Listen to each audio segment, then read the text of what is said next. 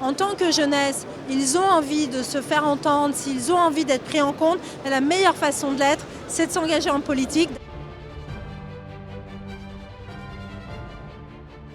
En fait, en ce moment, on est en train, au Parlement, d'avoir des discussions budgétaires pour doter la France d'un budget. Et donc, ça a évidemment des conséquences sur les collectivités. On met toute notre énergie à trouver le bon compromis, le bon équilibre pour que notre pays ait un budget. Et c'est, je crois, ce qu'attendent en premier tous les acteurs, que ce soit les collectivités, les citoyens, les professionnels dans tous les secteurs d'activité. On a besoin de stabilité, on a besoin de prévisibilité et c'est ce qu'on essaye de faire et de vous assurer dans l'avenir.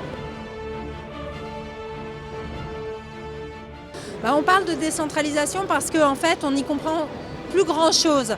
On ne sait plus qui fait quoi et on voit que ça a un coût monstrueux pour l'ensemble des personnes, que ce soit les enchevêtrements de compétences, que ce soit aussi dans la confiance que les citoyens peuvent avoir dans les acteurs locaux, politiques, parce qu'ils ne savent plus à qui s'adresser, ils ne savent plus non plus qui est responsable de telle ou telle action. Et donc il faut absolument avoir de la clarification et remettre chacun dans son cœur de compétences et dans son cœur de métier et qu'on arrête de faire chacun le boulot de l'autre. En allant lui dire que déjà l'engagement politique c'est le plus beau engagement qui soit.